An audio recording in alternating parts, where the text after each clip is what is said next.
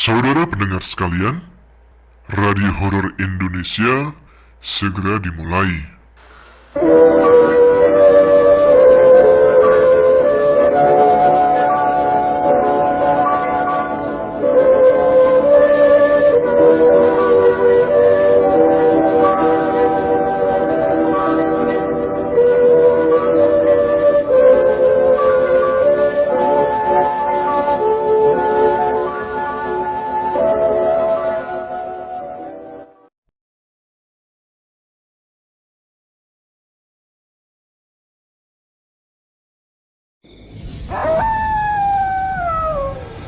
Assalamualaikum warahmatullahi wabarakatuh.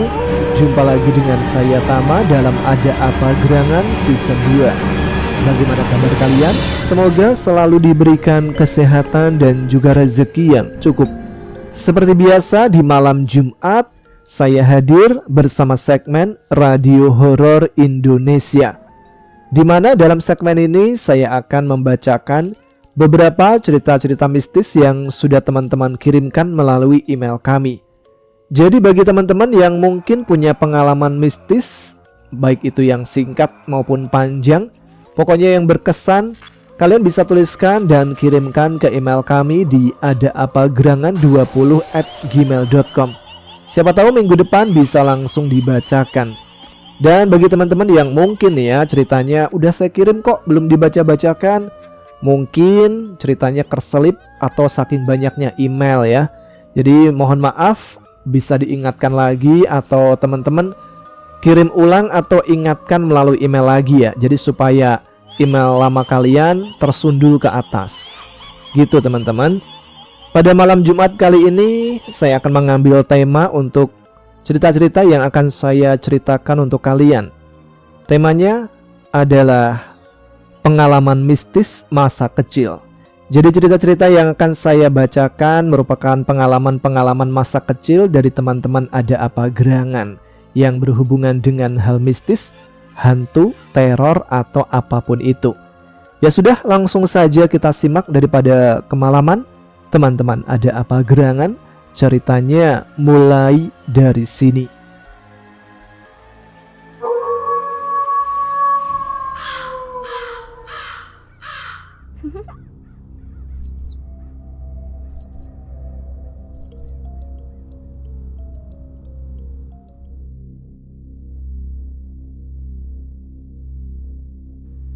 Assalamualaikum warahmatullahi wabarakatuh.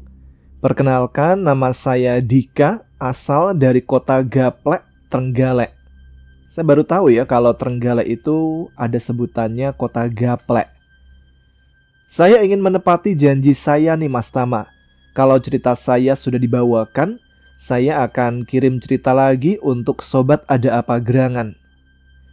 Kali ini cerita saya berlatar di tahun sekitar 2008. Kisah ini bercerita tentang tetangga saya. Anggap saja atau kita panggil saja namanya Joni. Ini bukan nama sebenarnya ya. Di tahun-tahun itu memang banyak orang yang gemar bermain angka atau memasang angka togel. Teman-teman di sini ada yang tahu tentang pasang togel? Dan kisah yang akan saya ceritakan ini adalah kisah yang dituturkan langsung oleh tetangga saya yang menangani kasus Joni. Awalnya, karena Joni ini tak pernah menang dan terus dilanda kesusahan ekonomi, Joni nekat mencari jalan pintas.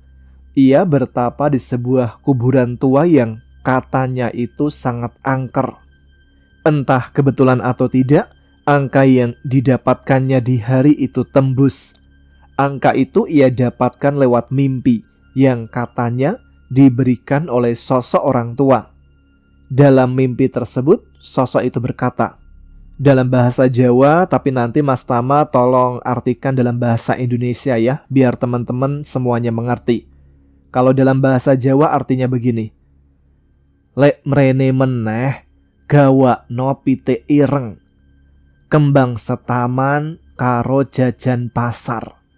Jadi artinya itu, bila kesini lagi, bawakan sesajen ayam hitam, yang dimaksud ini ayam cemani, kemudian bunga setaman, dan jajan pasar. Setelah itu, setelah mendapatkan angka itu tembus, akhirnya ekonomi Joni pun membaik. Bahkan ia sedang membangun rumah untuk keluarga barunya. Tapi alih-alih bersyukur, Joni kian bersemangat untuk bertapa lagi dan mencari nomor-nomor jitu lainnya. Seiring berjalannya hari, ada yang aneh dari sifat dan perilaku Joni. Dia sering bicara sendiri, mudah marah-marah, temperamen, dan saat diajak ngobrol seringkali tidak nyambung. Pada puncaknya suatu malam, tetangga kami geger karena Joni berteriak dengan suara dan logat yang berbeda. Joni terus berkata, "Bocah iki wes dadi wekku," yang artinya anak ini sudah jadi milikku. Yang lebih aneh lagi, Joni bisa merayap di dinding dan bergelantungan di atap rumah. Lalu dipanggillah tetangga saya yang katanya mengerti hal-hal gaib. Sebut saja namanya Mbah Min. Entah kenapa, saat melihat Mbah Min ini, Joni langsung menurut dan turun dari atap genteng. Setelah melalui perundingan panjang, beberapa bulan kemudian, Joni kembali normal. Ia tak lagi sering kesurupan dan sudah bisa diajak mengobrol lagi. Ternyata Mbah Min bercerita, makhluk yang merasuki Joni itu kenal dengannya. Oh, berarti Mbah Min ini termasuk orang dalam nih ya. Makanya makhluk itu segan dengan Mbah Min, dan ia cuma berkata, "Kalau ingin anak ini kembali, kembalikan semua yang sudah kuberikan," kata makhluk itu. Tanpa sepengetahuan Joni, kemudian atas saran Mbah Min juga, rumah yang baru dibangun Joni itu akhirnya dijual. Kemudian uang hasil penjualannya disedekahkan ke orang yang membutuhkan. Setelah beberapa bulan, Joni pulih sepenuhnya. Ia lalu berjualan es di dekat rumah Mbah Min, menggunakan pos ronda sebagai lapak jualannya. Kami para anak-anak juga sering main ke sana waktu itu. Kalau tidak salah, harga semangkok es campurnya itu hanya 500 perak. Hingga suatu malam, seingat saya sekitar pukul 8 malam, es milik Joni belum tutup. Kebetulan saya dan dua teman saya, sebut saja namanya Joe dan Martin, sedang asik bermain di rumah Joe, dekat dengan tempat jualan Joni. Tiba-tiba Joni berlari ke arah kami dan meminta tolong untuk membantu mendorong gerobak esnya. Kami pun mengiyakan saja. Sekitar 100 meter di depan, pas di pertigaan sebelah utara pos ronda, di pagar salak yang berhubungan dengan belakang rumah saya, muncul sosok harimau putih besar. Kami pun bergegas mendorong gerobak Joni sekuat tenaga untuk mengantarkan dia pulang. Sesampainya di rumah Joni, kami melihat sosok harimau itu berhenti di pos jaga tempat Joni berjualan, lalu kembali lagi ke pohon salak tempat ia muncul pertama kali. Alhasil, kami bertiga tidur di rumah Joni dan tidak berani pulang. 3 hari setelah kejadian itu, Mbah Min datang ke pertigaan itu untuk mengantar sesajen. Memang, setiap ada orang hajatan, jalan itu selalu diberi sesajen oleh Mbah Min, berupa nasi bungkus daun pisang, ati ampela, buah pisang, kemenyan, dupa, dan telur ayam kampung. Setiap Mbah Min memberi sesajen, kami selalu menunggunya. Sesudah didoakan, kami pun memakan sesajen itu. Ada yang sama? Kata Mbah Min, kami boleh memakannya, dan nyatanya kami masih hidup, tidak terjadi apa-apa. Sesajen itu, kata Mbah Min ya, adalah bentuk penghormatan atau toleransi, bukan memberi makan setan. Jadi daripada mubazir, habis ritual, sesajennya bisa juga dimakan. Tapi kalau nggak berani, jangan dicoba ya. Cukup sekian cerita saya kali ini, sekedar berbagi kisah untuk para pendengar setia Ada Apa Gerangan. Terima kasih. Wassalamualaikum warahmatullahi wabarakatuh.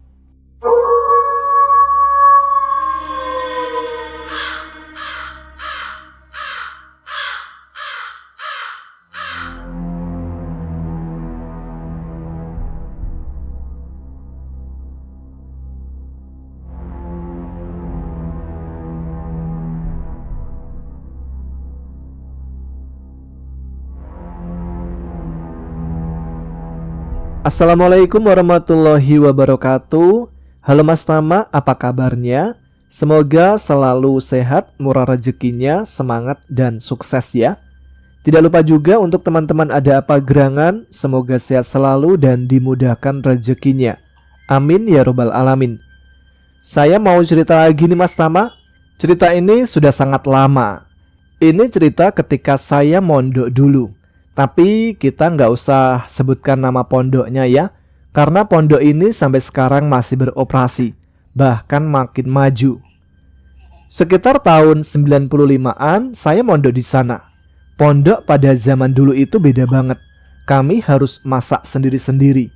Makanya setiap santri wajib punya perabotan masing-masing.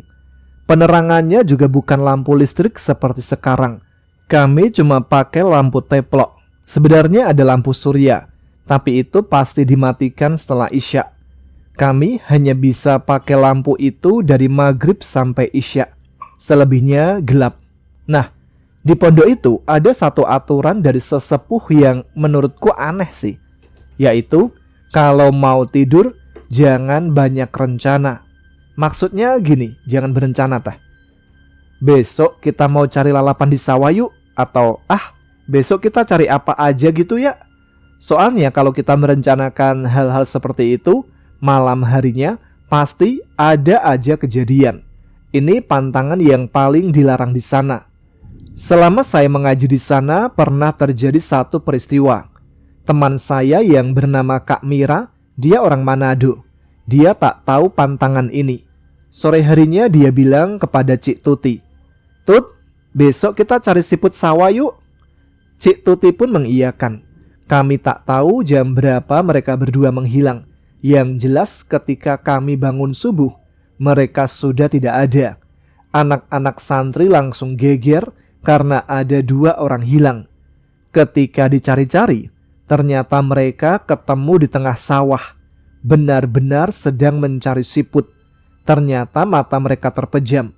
Mereka berjalan sambil tidur tanpa sadar. Sawah di sana itu luas banget mas, sejauh mata memandang. Dan yang bikin kami makin panik, mereka itu ketemunya pisah-pisah. Yang satu di ujung sana, satunya lagi di ujung sini. Kejadian aneh bukan cuma itu saja. Bahkan saya sendiri mengalaminya.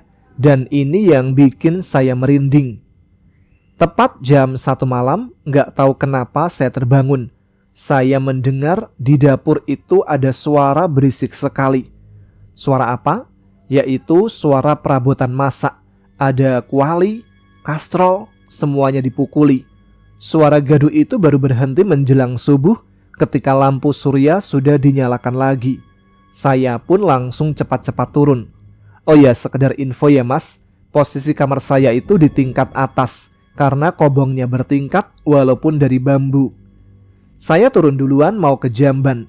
Tapi saya melihat guru ngaji saya malah masuk duluan ke jamban. Membuat saya akhirnya harus menunggu di depan. Saya tunggu sampai lama, lebih dari setengah jam. Si mamang ini atau guru ngaji saya ini gak keluar-keluar dari jamban. Tahu-tahu saya melihat mamang keluar dari pintu rumahnya dan berjalan menuju jamban. Otomatis saya kaget dan bingung. Lah, yang masuk jamban tadi itu siapa? Bulu kuduk saya langsung merinding. Mamang bertanya, "Neng, ngapain berdiri di situ? Udah ke jamban belum?" "Belum, Mang. Tadi saya lihat Mamang masuk ke jamban, tapi kok keluarnya dari rumah? Yang barusan masuk tadi siapa?" "Udah, kamu ke jamban duluan. Masalah itu jangan kamu bilang-bilang sama yang lain. Cukup kamu aja yang tahu." Setelah kejadian itu, keesokan malamnya kejadian lagi. Kami semua waktu itu sudah mau tidur. Tempat tidur saya kebetulan dekat dengan lubang tangga yang tembus ke bawah. Pas lagi enak-enak tidur, tiba-tiba terdengar bunyi kayak gimana ya? Bluk gitu, keras banget. Anehnya teman-teman saya nggak ada yang dengar, cuma saya sendiri. Saya coba tidur lagi, tapi mata nggak bisa terpejam lagi. Lama-kelamaan terdengar bunyi kreket, kayak ada orang berjalan di tangga. Badan saya langsung menggigil ketakutan. Jadi kobong kami itu punya jendela kaca yang lebar, meskipun tak bisa dibuka. Dari pantulan sinar bulan yang terang dari luar, saya bisa melihat bayangan di tangga itu. Bayangannya cuma warna hitam pekat, dan bayangan itu gede banget. Saya mau menjerit, tapi suara saya nggak bisa keluar. Saya cuma bisa mangap-mangap saja. Tiba-tiba, dia memegang kaki saya. Dingin banget rasanya. Setelah itu, terdengar suara tahrim dari masjid, yaitu suara sebelum azan. Makhluk itu langsung hilang. Barulah saat itu saya bisa bergerak lagi. Ya Allah mas, keringat dingin sampai basah baju saya. Nah gitu aja Mas Tama. Lain kali saya akan bagikan lagi cerita-cerita saya ketika di pondok dulu. Ada juga kok cerita-cerita lainnya. Terima kasih banyak sudah mau membacakan cerita pengalaman saya pribadi. Wassalamualaikum warahmatullahi wabarakatuh.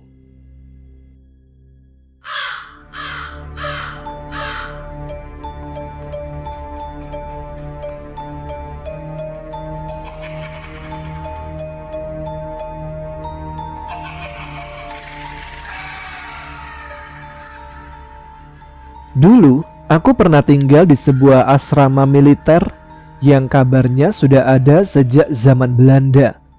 Rumah-rumah di sana dibagi jadi beberapa klaster sesuai pangkat penghuni. Fasadnya kolot, dalamnya sendiri sudah dipugar jadi layak huni. Tiap klaster dihubungkan oleh jalan berpayung pohon-pohon besar. Batangnya saja nggak cukup dipeluk orang dewasa. Kalau malam, penerangan jalan mengandalkan lampu-lampu gotik yang tampak ngenes di tengah gelapnya pekat malam. Nah, rumahku itu posisinya ada di hook. Pekarangan depan dan belakangnya cukup luas. Bagian kirinya berbatasan dengan tanah lapang. Bagian kanannya berbatasan dengan rumah tetangga. Sebut saja namanya Pak Rudi.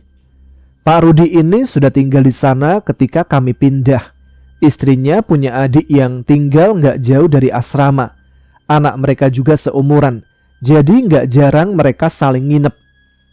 Kalau giliran Pak Rudi dan keluarga staycation di rumah adik istri dari Pak Rudi, akan ada satu personil yang ditinggal. Kita sebut saja namanya Cipto aja ya, anak angkat dari Pak Rudi. Cipto ini tipe anak yang introvert mentok, gak disenggol gak akan bunyi.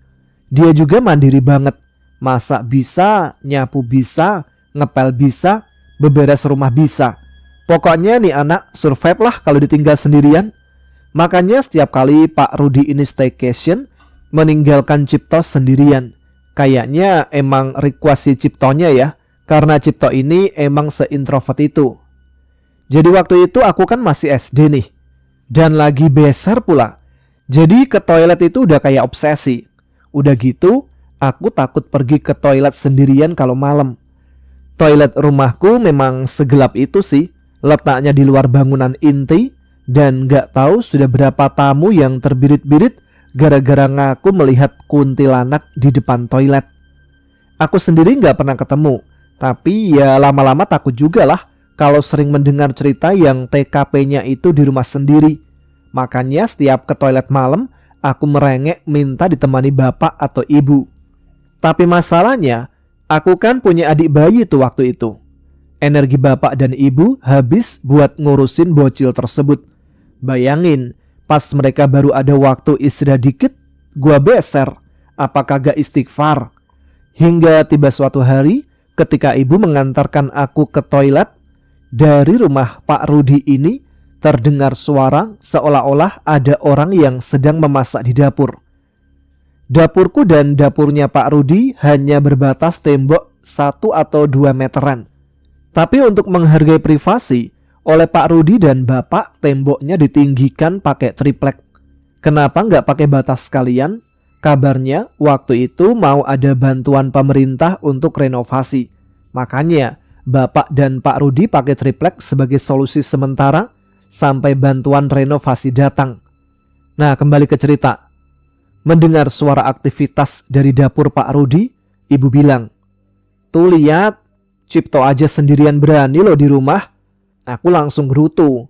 Lah orang di rumah Pak Rudi nggak ada Mbak Kunnya? Besoknya ketika aku kembali dengan rutinitas beserku, aku dan ibu kembali mendengar suara aktivitas dari dapur Pak Rudi. Lagi-lagi ibu memuji.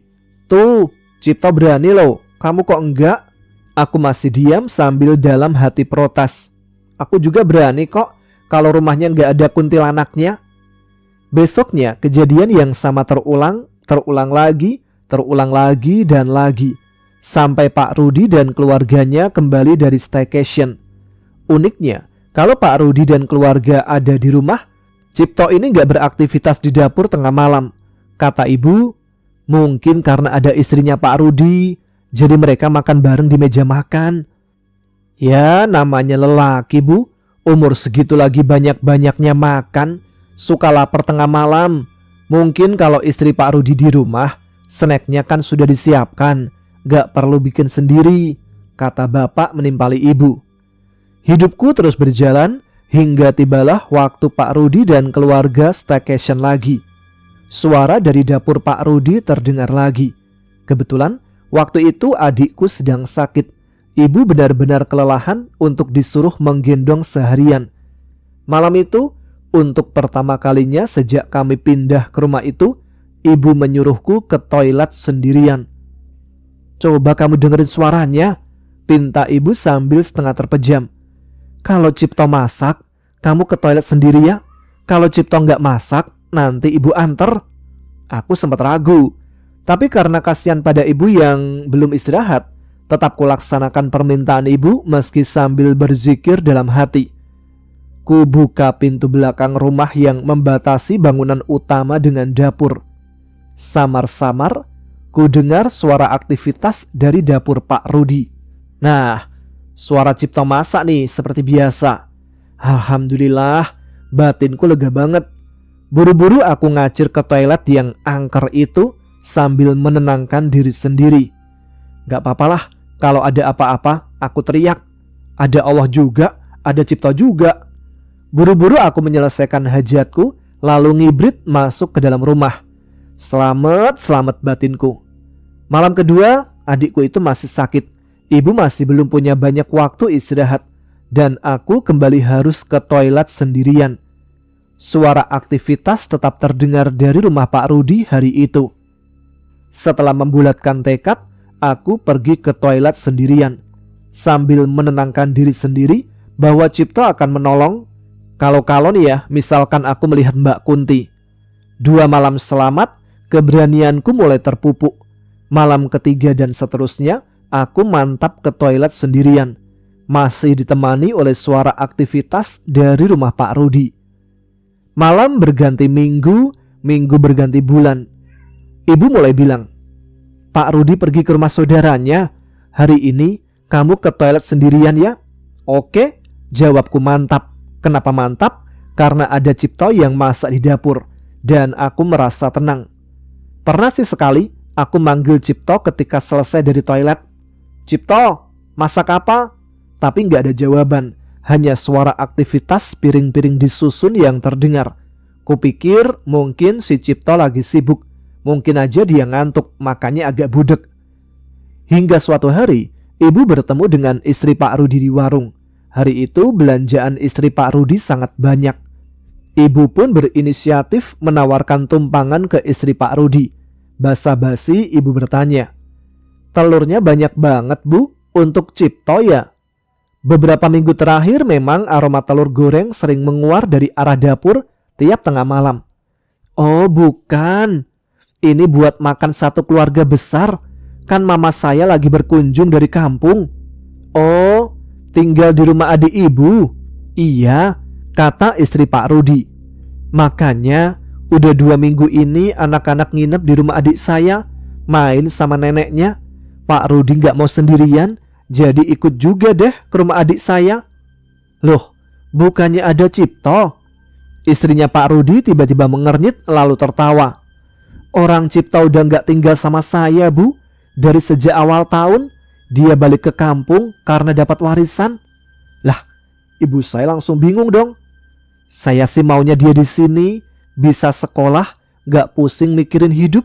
Tapi namanya anak. Bentar Bu, Cipta udah gak di rumah?" Iya, jawab istri Pak Rudi bingung. Loh, yang tiap malam masak di rumah ibu itu siapa? Yang mana, Bu? Orang rumah udah 2 minggu kosong. Bu, saya udah lama dengar orang masak di rumah ibu.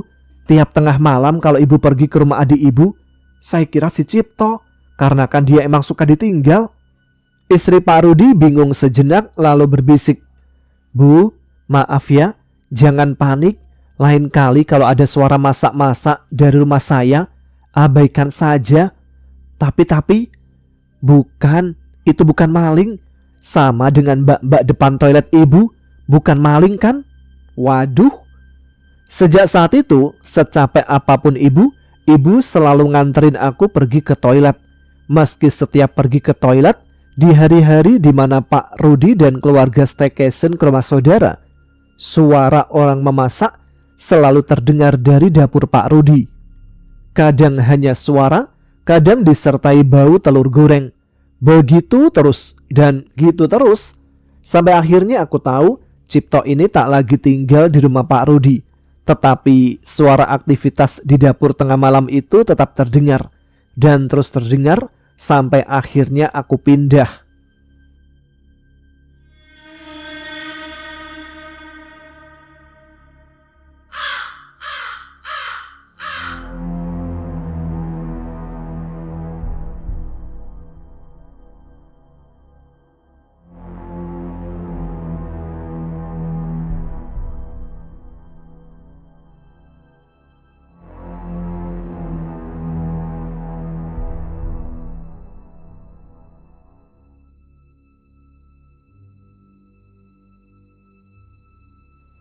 Waktu aku usia 8 tahun, kami sekeluarga pulang kampung ke kampung halaman orang tua yang ada di Purbalingga.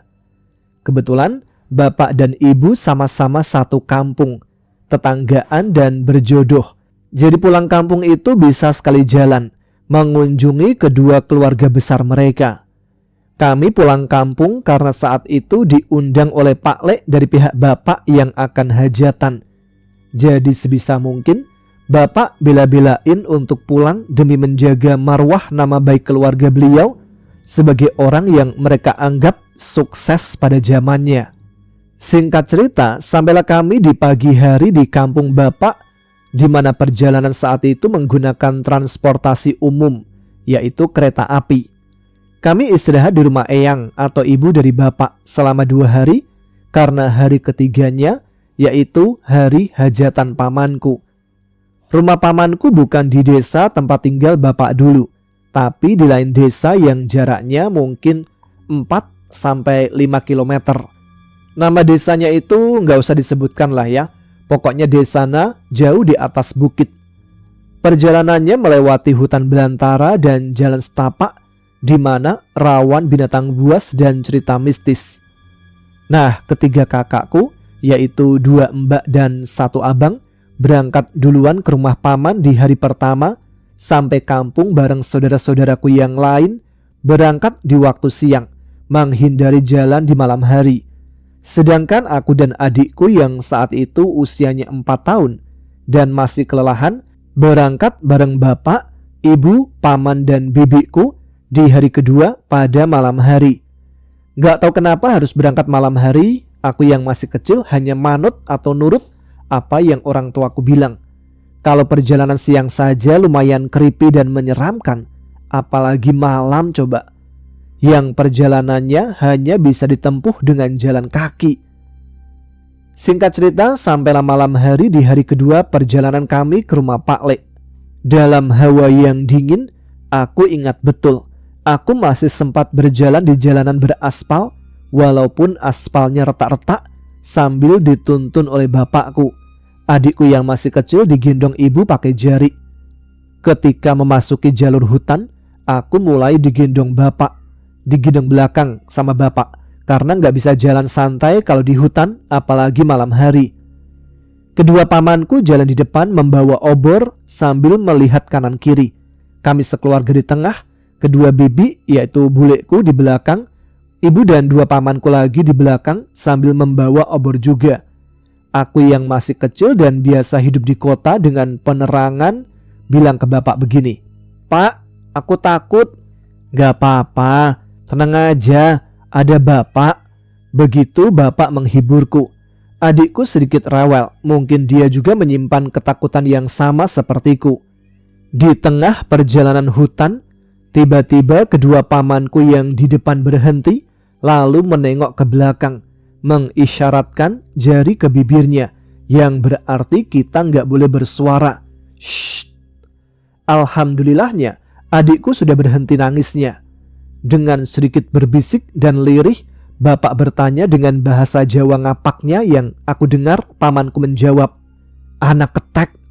Ketek itu artinya babi hutan, di mana dia bisa menyerang dan mencabik-cabik tubuh korbannya sampai mati. Keempat pamanku lalu mematikan obornya masing-masing. Kami semua berhenti dan keluar jalur, bersembunyi di balik semak-semak rumput yang tinggi, tanpa suara, tanpa kata-kata.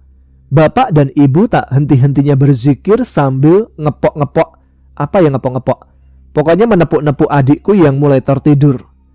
Di saat kami sembunyi, babi hutan yang ditakutkan lewat di depan kami. Babi itu besar sekali, taring-taringnya tajam, tidak hanya satu, tapi 2 ekor. Aku dengan mata terbelalak ketakutan. Bapakku menutup mataku biar aku tidak lihat, tapi suaranya cukup menakutkan. Babi itu seperti sedang mengendus-endus mangsanya. Sepertinya dia tahu kalau sebelumnya ada jejak manusia yang memasuki wilayahnya. Entah berapa lama kami bersembunyi. Ketika babi hutan sudah benar-benar menjauh dari kami, pamanku memberi isyarat kalau jalannya kali ini harus rada cepat, khawatir ada babi-babi yang lain. Akhirnya kami berjalan dengan kecepatan di dalam kegelapan, di suasana yang dingin, tapi keringat bercucuran tanpa penerangan apapun. Aku kasihan sama bapakku yang dari tadi menggendong aku yang lumayan berat, karena aku gendut waktu itu. Aku bilang ke bapak kalau aku mau turun saja, tapi bapak melarang bahwa ini adalah hutan, bukan jalan yang ramah untuk anak kecil sepertiku. Hingga sampailah kami keluar hutan. Terdengar suara-suara keramaian serta penerangan-penerangan yang menggunakan genset. Suara-suara dalang yang sedang mengadakan pertunjukan wayang yang sedang digelar oleh Pak Lekku yang sedang hajatan. Di situ aku mulai lega. Tapi ada satu keterangan dari Pak Lekku yang membuat aku deg-degan dan tidak mau kembali ketika malam hari. Kata Pak Lekku, babi-babi yang tadi kami temui adalah siluman babi. Mereka akan menunjukkan wujud sebagai manusia ketika bertemu dengan manusia lain di dalam hutan. Bisa jadi itu pemburu atau juga orang yang sedang mencari kayu. Tapi untungnya kedua pamanku sudah melihatnya lebih dulu. Jadi kami sempat bersembunyi sebelum babi-babi itu melihat kami.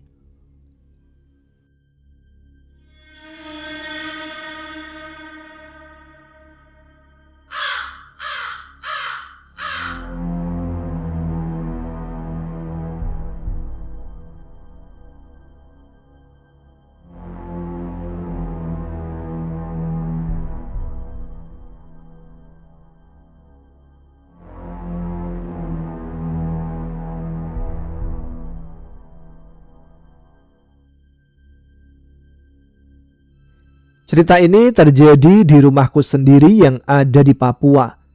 Tapi sebelum saya lanjutkan, saya mau memberikan keterangan bahwa saya ini bukan anak IndiHome ya, cuma agak peka perasaannya. Ayah saya kala itu membeli rumah di Papua. Luas tanahnya, tapi rumahnya sedang. Ada 2 kamar di dalamnya. Rumah kayu bentuknya. Kalian bisa bayangin satu petak tanah berbentuk persegi panjang yang dibuat sisi pendeknya di atas, sisi panjangnya di samping, dan rumah ini berada di sisi kanan atas. Selebihnya itu kosong. Sejak awal datang, rumah itu saya rasa agak suram juga sih, apalagi di area dapurnya yang berdampingan dengan kamar utama. Di sana saya selalu merasa ada orang yang bersembunyi di sudutnya, tapi mungkin perasaan saya aja. Di Papua itu kalau mati lampu, gelap total. Sehari bisa berkali-kali mati lampunya, bergilir pula. Nah, setiap mati lampu, Saya merasa dinding di rumah itu seperti mepet badan, terasa sempit. Tapi kalau mau cari pegangan, kok jauh ya? Takut kesandung sih. Ayah saya itu hanya pulang seminggu sekali, apalagi sejak orang tua saya bercerai. Pulangnya hanya 2 minggu sekali. Oh iya, kami ikut ayah. Ibu tinggal sendiri di tempat lain. Kakak saya pindah sekolah di kampung nenek. Jadi di rumah itu hanya ada saya dan adik perempuan saya. Orang tua saya itu berpisah sejak saya SMP kelas 3. Jadi sejak umur itu, saya sudah jadi ibu pengganti untuk adik saya. Nah, adik saya itu kan penakut ya. Jadi walau ada saya di rumah, dia selalu bawa teman lagi ke rumah. Harus rame lah menurutnya. Tapi hari itu dia hanya bawa 1 teman perempuan. Temannya itu sudah punya ponsel. Mereka itu lagi gimana ya, alay-alaynya lah. Suka selfie-selfie ala emo-emo gitu. Tahu kan kalian? Kala itu udah maghrib, saya sedang duduk di ruang tamu. Sementara adik saya sedang mandi. Temannya masuk ke kamar utama. Dia sedang duduk di pinggir kasur sambil selfie-selfie. Tapi tiba-tiba dia berteriak. Adik saya yang di kamar mandi pun berlari keluar dan mendekati temannya. Gak tahu mereka sedang apa di kamar, tapi suasananya langsung sepi. "Kak, lihat ke sini," adikku memanggil. Mereka berdua berlari keluar memegang kedua tanganku. Padahal saya sedang selonjoran menonton SpongeBob. "Ada apa lagi nih?" "Kenapa?" tanyaku. "Coba masuk dulu ke kamar," bujuk adikku. "Kenapa kah? Saya malas banget nih berdiri." "Lihat dulu kak, takut," rengek adikku. "Iya kak, lihat dulu kak," rengek temannya. Saya dengan malas berjalan ke arah kamar, tempat teman adikku tadi menunggu. Oh iya, temannya itu suka banget pakai baju pink. Rambutnya itu sebahu dan lurus. Hari itu dia pakai rok pendek berwarna putih dan bandu plastik berwarna pink. Apa yang harus kulihat? Gak ada apa-apa di sini, tanyaku malas. Adikku meminta temannya mengambil ponsel yang tergeletak di kasur. Dia membuka galeri tapi sambil lirik-lirik ke samping. "Ini kak." Mereka berdua lari keluar kamar. Ponselnya dilempar ke tanganku. "Kenapa ini?" Batinku masih santai. "Lihat, siapa itu yang difoto?" teriak adikku kesal. "Perempuan baju putih ini temanmu?" tanyaku bingung. "Ih, bisa-bisanya. Lihat kak, kakinya menggantung, rambutnya panjang sampai lantai, bajunya putih, mukanya ndak kelihatan, duduk di tempatnya temanku tadi foto." Adikku menjelaskan secara rinci. "Kayak kuntilanak," responku agak kaget. Jantungku berdebar-debar tak karuan. "Betul kah ini?" tanyaku lagi. "Ih, lihat kok, beda bajunya." Kesal banget kayaknya adikku ini menjelaskan. "Iya betul, beda." "Wah, ada penampakan di kamar tidur kami berdua," teriakku dalam hati. Setelah itu mereka berdua buru-buru keluar rumah, mau pergi menunjukkan gambar itu ke temannya yang lainnya. Dan saya ditinggalkan sendirian di rumah. Adikku izin gak mau pulang ke rumah. Dia mau menginap katanya. Sejak saat itu dia menginap terus dan saya sendirian di rumah. Untungnya saya berani. Ya nonton TV aja lah. Sejak saat itu saya rutin mengaji dan sholat di kamar itu. Cuma memang bawaannya ada rasa yang melihat di belakang ketika sholat. Saya sih merasa selama bukan saya yang diganggu gak apa-apa. Insya Allah aman. Oh iya, fakta menarik nih. Ayah saya beli rumah itu murah katanya. Padahal tanahnya luas. Pantas aja kan, ternyata angker. Nah, setelah penampakan di rumah, adik saya hanya pulang untuk ganti baju dan mengambil buku pelajaran. Dia menginap setiap hari di rumah temannya. Sudah ada seminggu mungkin setelah itu. Positifnya teman adikku ini tetanggaan dengan kami, jadi masih bisa saya pantau. Suatu hari dia berjanji akan pulang ke rumah. "Kak, nanti malam saya tidur di rumah, jadi jangan kunci pintu ya," pesan adikku. "Oke."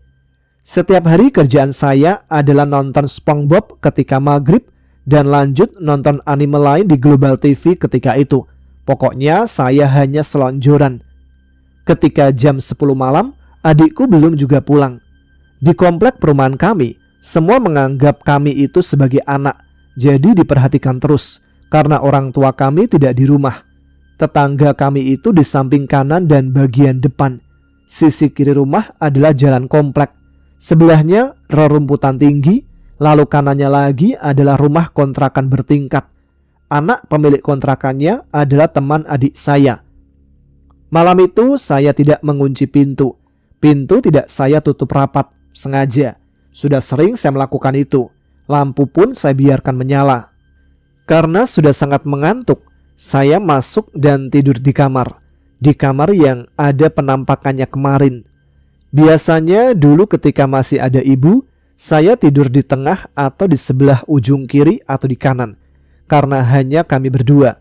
Jadi saya tidur mepet dinding, lalu guling, bantal adik saya, lalu guling lagi. Saya tertidur dengan posisi telungkup kala itu. Sambil memegang handphone, menggunakan baju lengan pendek dan celana pendek sepaha. Jam 1 dini hari, saya kaget dan terbangun. Terasa ada orang lain. Kok tadi ada angin ya? Dek, udah pulang? Teriakku pelan. Namun tidak ada sautan. Tadi sepertinya ada orang yang lewat. Saya keluar kamar dan menuju ruang tamu. Hah? Kenapa pintu terbuka lebar? Tanyaku sendiri. Saya keluar, tetangga depan kordennya bergerak. Suara kunci pintu berbunyi. Beliau membuka pintu. Nak, kamu baik-baik aja? Tadi ada orang masuk ke rumahmu. Laki-laki. Tante mau teriak tapi ndak bisa. Jadi tante lihat aja, kata tante tetangga. Orang-orang pun ikut keluar. Depan rumah adalah rumah kontrakan, jadi mepet rumahnya. Kenapa? Itu tadi ada laki-laki masuk ke rumahnya, tapi habis itu buru-buru lari keluar. Jelas tante tersebut. Alhamdulillah, ndak kenapa-napa tante. Saya nunggu adik pulang tadi, ketiduran. Ndak saya rasa kalau ada orang masuk, jelas saya. Coba cek, ada barangmu yang hilang ndak? Saya masuk ke dalam rumah. Semua masih lengkap. HP yang saya genggam juga aman. Tidak ada yang hilang. Tidak lama kemudian adikku datang. Ternyata dia ketiduran. Alhamdulillah Allah masih melindungi saya.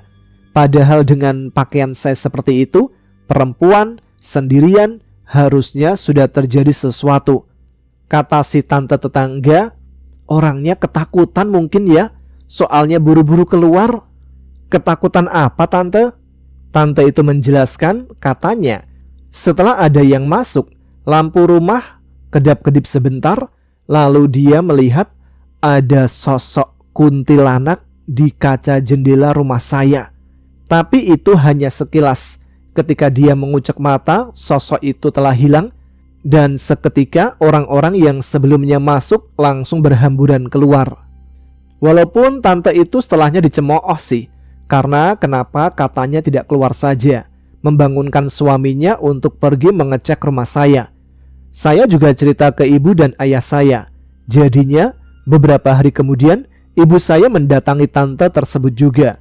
Lalu ketika pulang, ayah saya juga jadinya menambah 2 grendel pintu depan. Saya kena omel juga. Kok bisa-bisanya tidur nggak nutup pintu dengan rapat. Apalagi adik saya diomelin kenapa nggak pulang-pulang. Semua kena semprot. Oh iya, kata tante itu, pencurinya sudah keluar sekitar 20-30 menit yang lalu sebelum saya bangun. Jadi memang jaraknya lumayan lama. Apa itu artinya penunggu di rumah saya berbuat baik dengan mengusir para pencuri? Ya, nggak tahu, wallahu alam.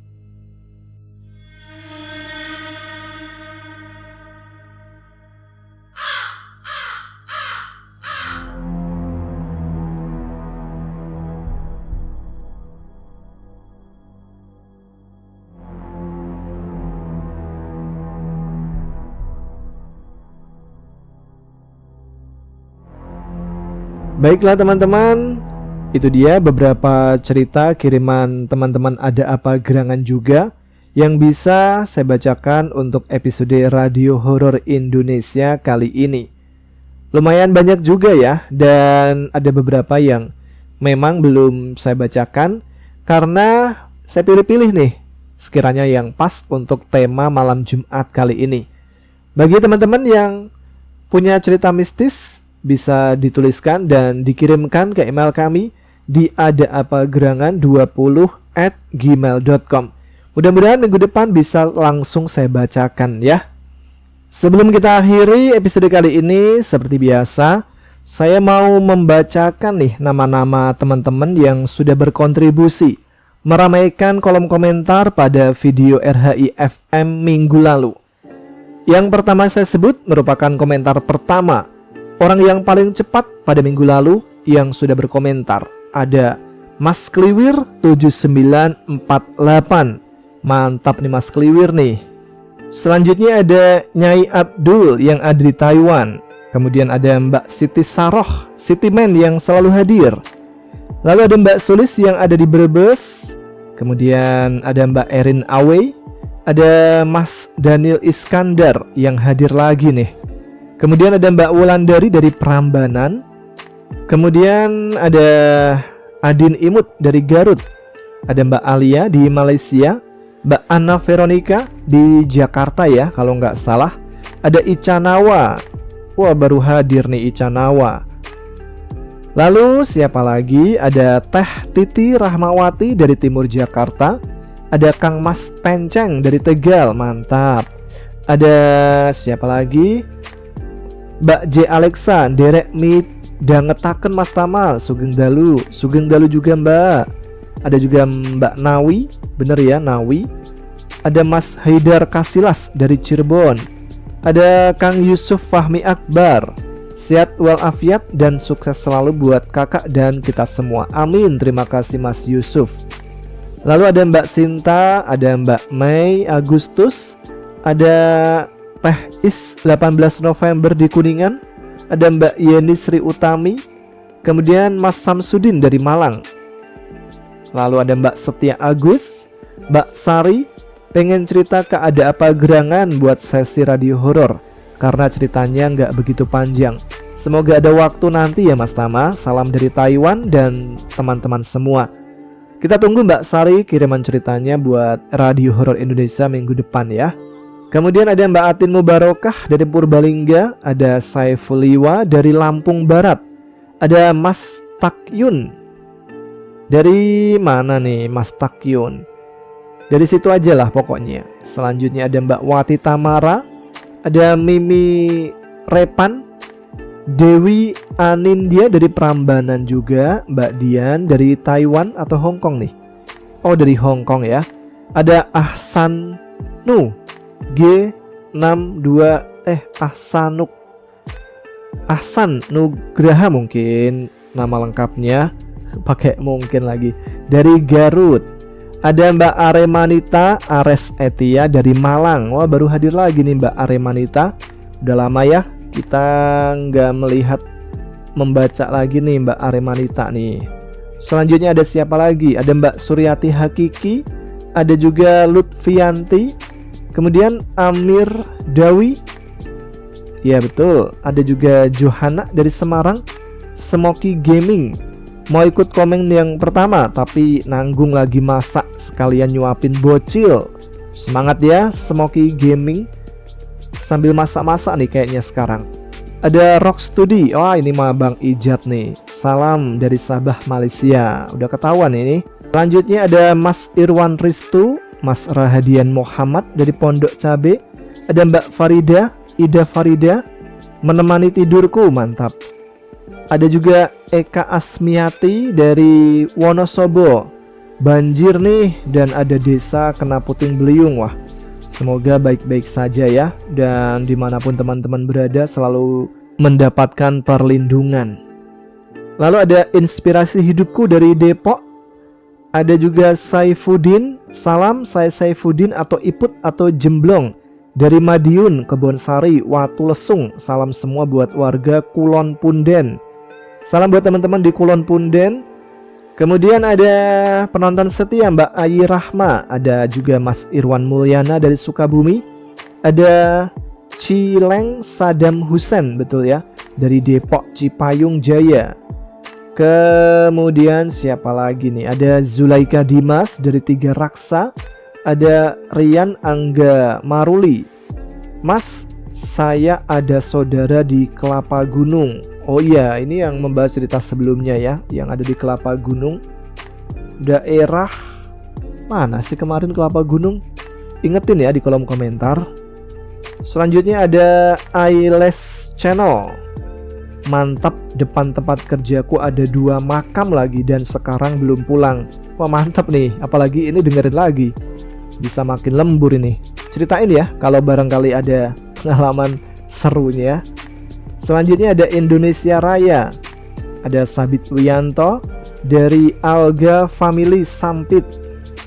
Ada juga Mas Zamrim Zain. Gitu pokoknya tulisannya. Kemudian ada Sanam Rifai dari Bekasi, selalu hadir di segmen RHIFN. Kapan-kapan mau ceritain pas masih SD pulang ngaji diketawain Mbak Kunti. Terus sama lihat 2 banaspati. Wah harusnya kalau udah ditulis bisa saya baca ini untuk malam hari ini. Soalnya cerita masa kecil ya, pas sama temanya nih. Lalu ada Mas Buyung Aryansyah dari Konawe. Ada Teh Eid Sumiati dari Uni Emirat Arab. Ada Aliana, ada Mbak Mita, ada juga Rafka dari lereng Gunung Giyanti, Magelang. Dan yang terakhir ada Mbak Farida Anjar. Assalamualaikum Mas Tama, maaf cah Semarang di Cikarang Barat baru berani menyimak karena di kosanku masih agak iseng-iseng kata orang Betawi mah. Jadi kalau malam Jumat gak berani nyimak yang serem-serem. Iyalah, nyari selamat aja dulu ya. Baru besok setelah subuh kita simak Radio Horor Indonesianya. Ya sudah, itu aja beberapa komentar yang bisa saya bacakan untuk malam hari ini. Teman-teman masih banyak nih yang belum dibacakan komentarnya, mudah-mudahan minggu depan ya. Kalian terus ramaikan di kolom komentar untuk video RHIFM kali ini supaya minggu depan bisa dibacakan. Saya janji minggu depan akan saya bacakan lebih banyak lagi supaya kelihatan teman-teman semua ini selalu eksis di sini. Ya sudah, sekarang saatnya saya Tama pamit. Kita jumpa lagi di Radio Horor Indonesia malam Jumat depan ya. Tetap semangat, jaga kesehatan. Wassalamualaikum warahmatullahi wabarakatuh.